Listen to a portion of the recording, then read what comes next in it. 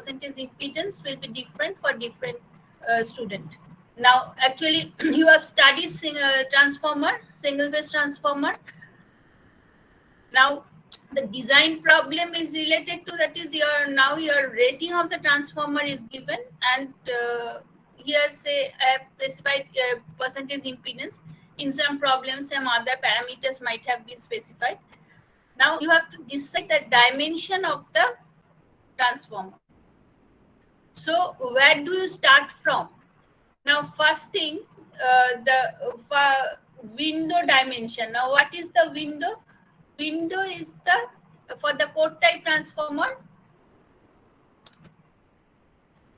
The window dimension is has to be related with its rating. Now, how do you relate it? The window should accommodate the windings. So, the space we should provide for the window should be sufficient to accommodate the winding, but we should not allow excess space because that will require excess material and the cost will increase. So, we start from this point that window should accommodate the windings. Now, total copper area of the conductor, say it is AC, is equal to the area required for primary conductor plus area required for the secondary conductor. Now, so this area required for the primary conductor should be is basically cross section area of the primary conductor into number of turns, and similarly for the secondary conductor, cross section of the secondary conductor into secondary number of turns. So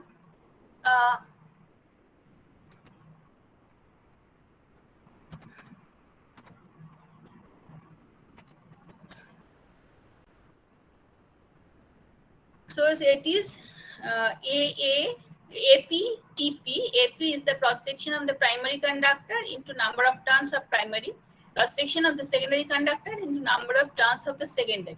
That is the total copper area. Now, AP or the area of the primary conductor is related to the current rating because we will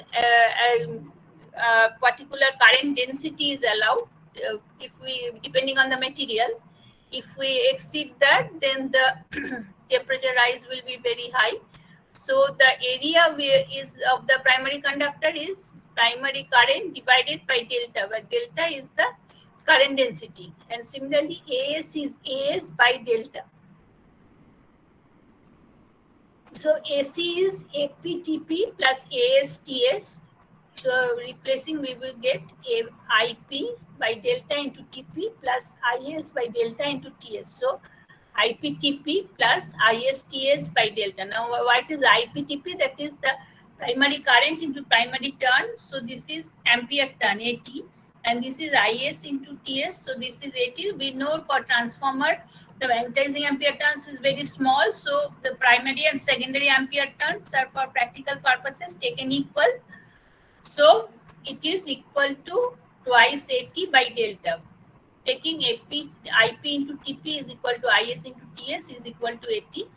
So twice we are neglecting magnetizing ampere turn. Now we defined a factor, window space factor KW, that is the total conductor area divided by the total window area, because conductor area we have calculated from here, but besides this there will be insulation, there will be interturn insulation, then there will be ducts, then there will be a gap between the primary and secondary binding and the two sides of secondary binding. So that area has to be provided. So the actual window area will be more than the conductor area. So conductor area, so we defined factor KW, which is the ratio of actual conductor area by the window area. So conductor area is on the denominator. So as AW is more, this KW is less than 1. So AC replaced by KW into AW is equal to twice AT by delta. So AT can be written as delta KW AW by 2. So if we now go to the rating, I have defined Q as the kVA rating. So Q will be VP, this is in kVA, so VP IP into 10 to the power minus 3. Now neglecting the drop, VP is equal to the induced voltage. So this is induced voltage EP into IP into 10 to the power minus 3. So EP can be written as ET into TP, where ET is the voltage per turn, TP is the number of turn. So EP, the induced voltage, will be voltage per turn into number of turn into current in 10 to the power minus 3. So this is again replaced by ampere AT. So ET into AT into 10 to the power minus 3. Now considering flux distribution to be sinusoidal, phi is equal to phi m cos omega t. So EP is 1 by root 2 omega TP phi m, but 4.44 F TP into phi m. So ET, the voltage per turn, is EP by TP. So it is 4.44 F into phi m. So Q, what we have got as ET into AT into 10 to the power minus 3, replacing ET by this, we get 4.44 F phi m into delta KW AW by 2 into 10 to the power minus 3. So now this is I am deriving for a single phase transformer. So Q will be 2.22 F phi m into delta KW AW into 10 to the power minus 3. So phi m, the flux, can be replaced by flux density into the iron area, then delta KW AW into 10 to the power minus 3.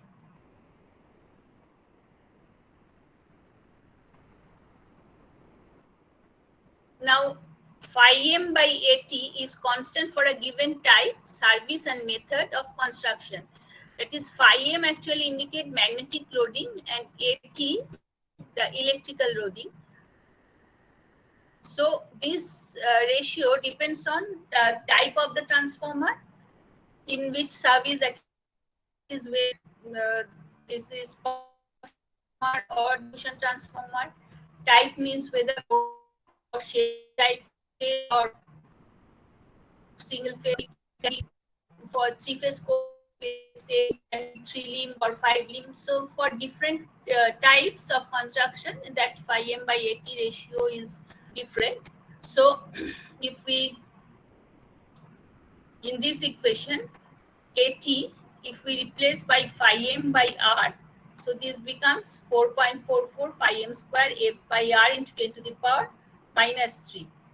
So phi m can be written as root over of this quantity into root Q. Now, so again, ET, the voltage per turn, is 4.44 F into phi m. So if we replace phi m by this expression, so the voltage per turn becomes root over of 4.44 F R 10 to the power minus 3 root Q. So it can be written as A into root Q. So it is a constant, because F is constant and R will depend on the type. So for a particular type, this is constant. Constant means not absolutely constant. It has a range, normal range, in over which is varies. So K into root Q. Now actually this is our starting equation. For design, we start with this equation, that is ET is equal to K into root Q V. Now actually what happens if we vary K, K, the when you calculate, you will see that the cost copper cost and the main two costs, copper cost and iron cost, will change. That is, for example, say K has a particular value. Say we have decided K as 0.5. So putting the value of Q, we will get a value of ET. Now, instead of that, if we increase K 0.6, then ET value will increase. If ET value, the voltage per turn increases, then what that turns, your voltage rating is constant, so number of turns will decrease, and from here you can see if ET increases, phi m will increase. So magnetizing magnetic loading will increase, electric loading will decrease. So accordingly, your cost of the magnetic circuit increases and cost of electric winding cost decreases. So one cost increases with K, one cost decreases, and it crosses at this point. It can be proved. We are not going into that proof. It is not required. That the total cost curve is like this. It is minimum at this point. So for designer, it is our objective is to find this point. Now, obviously, for here, you can. It is obvious that we have to design the same transformer for different values of K, obviously with more or less the same performance, so that we can find the minimum cost. So we start from this equation. It is equal to K into root Q. So in this equation, Q is known. Q is the rating, KVA rating, what is given in the problem. And K we have to start with depending on the type. Now here I have specified a core type transformer. I have not specified anything, that is its duty or type of service or anything. So, but I have specified a percentage impedance. So for simplicity, I would request everyone to start with because you are going for hand calculation, and so it is not possible to find this point, because you have to go for a number of iteration for that. So I would want you to do at least 3 iterations to see how the cost is varying. So first we will start with a value of 0.5. So for 0.5 we calculate the cost, then vary K, say for 0.6, and see what is the cost. If that cost is more than the previous one, then we go to the other side, that is 0.4. So we will have 3 values and we will see how the cost varies. Now for the this portion is just the theory portion. Now actually we start with this equation, that is ET is equal to K into root Q. So from here,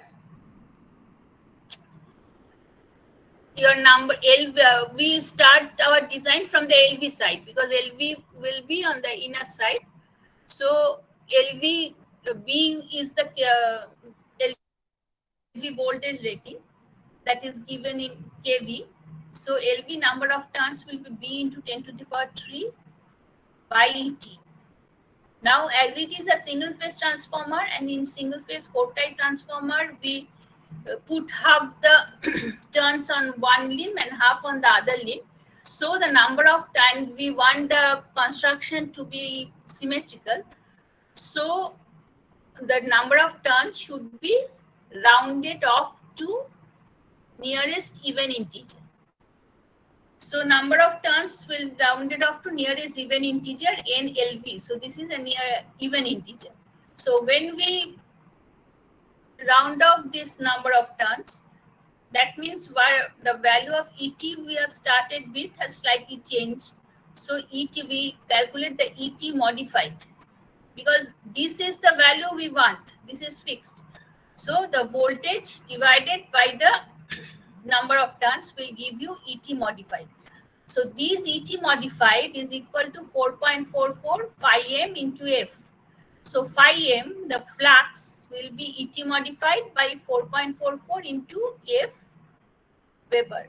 So this is equal to Bm into AI, where AI is the iron area. Now Bm is the flux density. Now flux density we assume now we are going to have CRGOS steel for the core. So for CRGOS the optimum value is 1.75 Weber per meter square. So we assume the flux density is 1.75 Weber per meter square.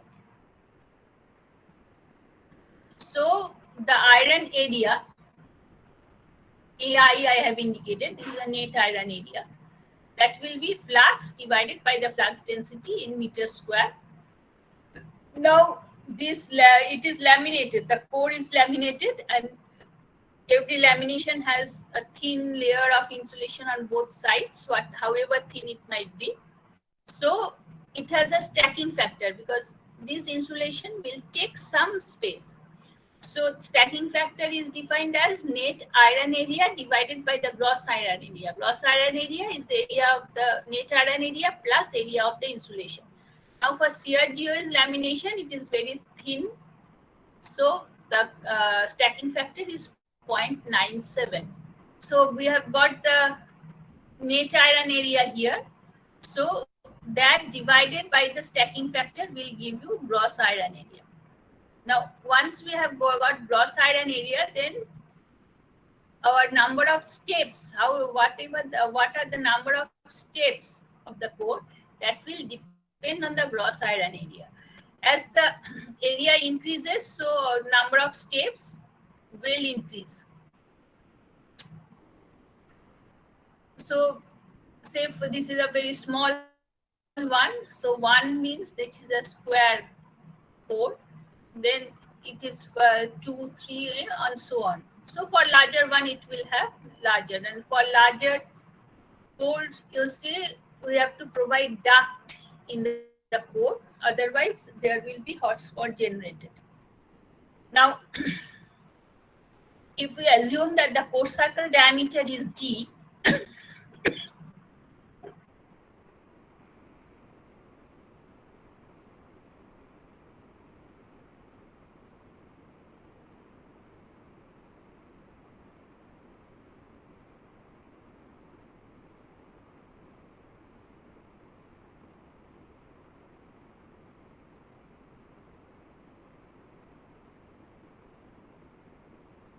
so the circuit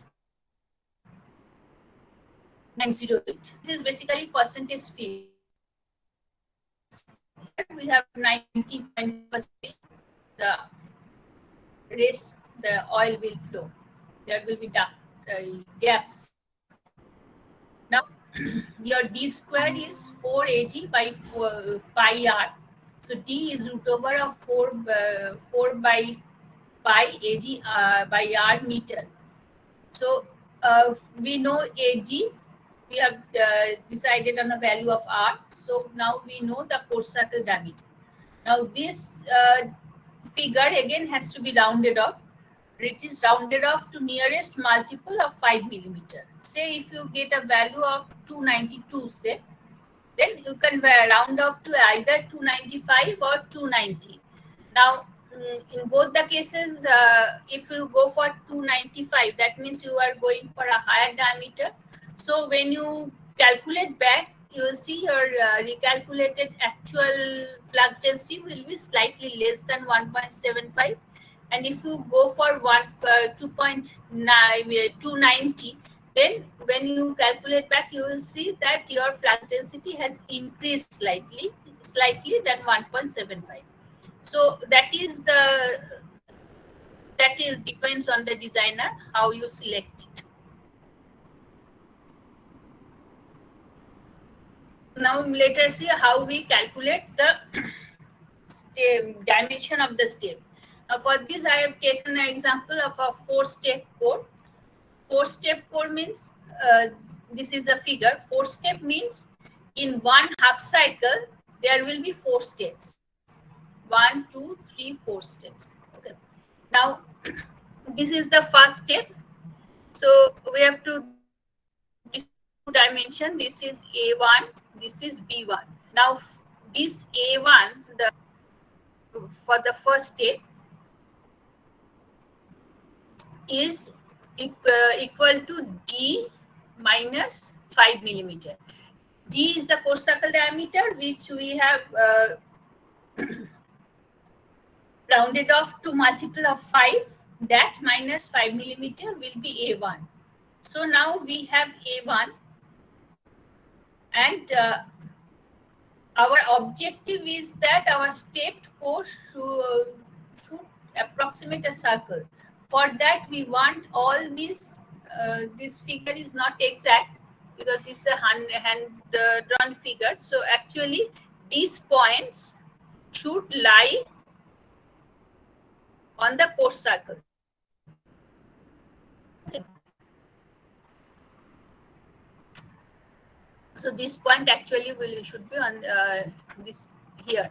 So, and we want that this B1 should be equal to AN. If for a n step code, that should be AN. So for this particular example, B1 should be equal to A4. For that, what we do is first we calculate this angle. How do we calculate? For the first step, this distance is A1 by 2. We know A1. So this is A1 by 2. This point should be on the circle. So this is D by 2. So this angle we can calculate, because A1 by 2 is equal to D by 2 cos theta. So we have the angle cos theta. So if we want that this distance and this distance should be equal, then the angle and this angle should be equal. So this 90 degree minus this angle theta, this angle theta. So what remains here, 90 minus theta, is divided equally. That is, for a 4-step core, now we require 3 sections. So 90 minus twice theta by n minus 1. So A1 is D minus 5, B1 by 2 is root over a B square by 4 minus A1 square by 4. Now B1 must be rounded off to multiple of 0.35. 0.35 is the thickness of one lamination. So number of lamination should be integer. So B1 is rounded off. So here we get theta. Theta is equal to tan inverse B1 by 2 by A1 by 2. So when we go to the second step, for n step core, AN should be equal to B1. This should be capital letter. চাবিটা দিয়ে দাও, গাড়ির চাবি দিয়ে দাও। না না, আমি যাবো college. All the corners should be on the core circle. So for that, phi should be 90 degree minus 2 theta divided by n minus 1. We should take these angles equal. Okay.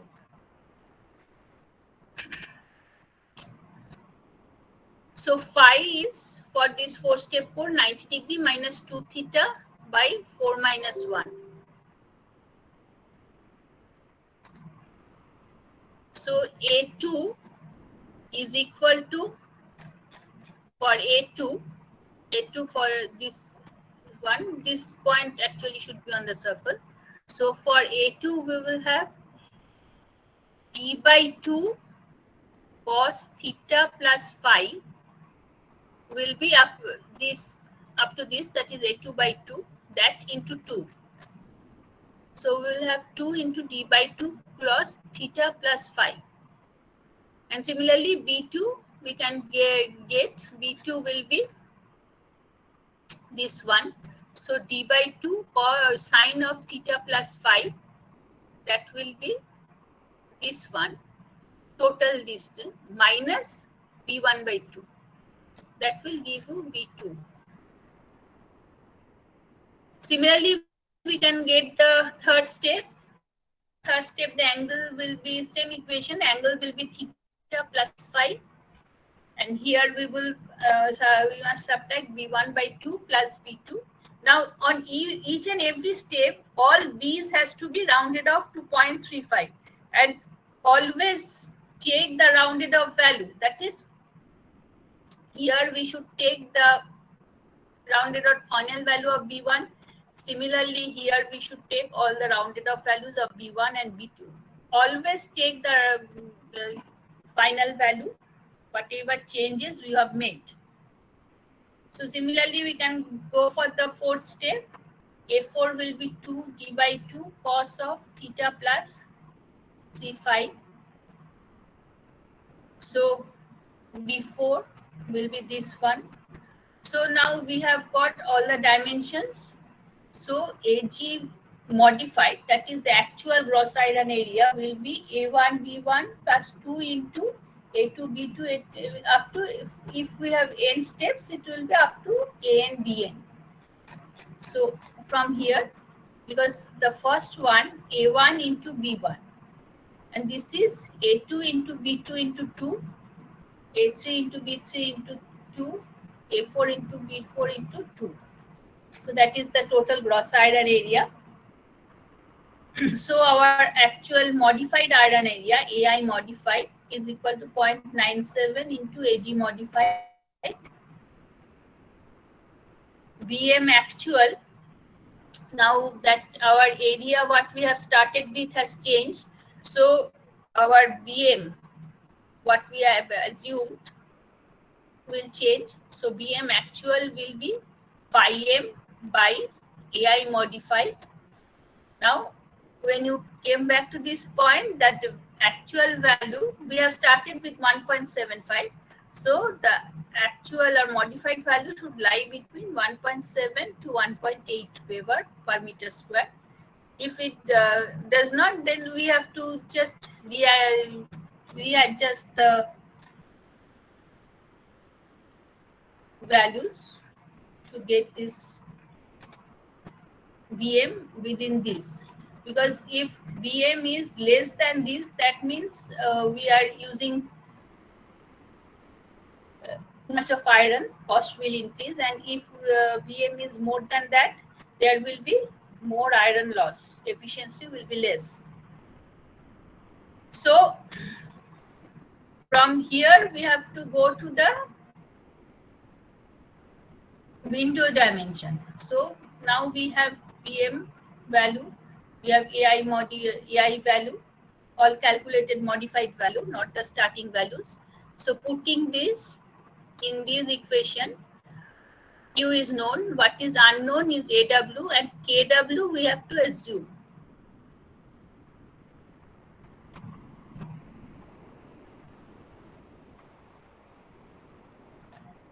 Something is missing.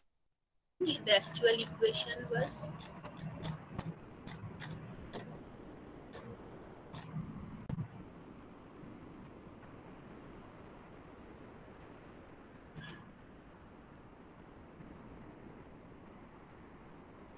this one.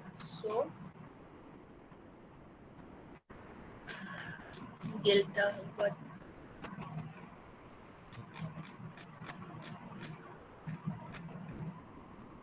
Oh, no, we have written delta. Now in this equation, if we know this is given in the problem, BM actual we have calculated, AI modified we have calculated, delta is the current density. Now the current density depend on the material. So we are using copper for conductors. So for copper, and it is a transform is a static equipment. So maximum current density what we will allow is 3 amp per millimeter square, or 3 into 10 to the power 6 ampere per meter square. AW we have to calculate.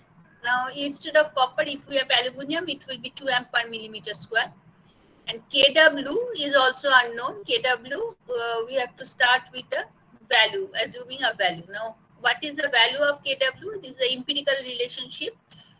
It is given by 10 to 12 divided by 30 plus HV voltage in kV. So that is, it has a range. Let's say for 11 kV, this will be kW is equal to 10, minimum value will be 10 divided by 30 plus 11. Maximum will be 12 divided by 30 plus 11. So we can start with any value of kW from here. So so assuming a value of kW, we can calculate the value of AW or the window area.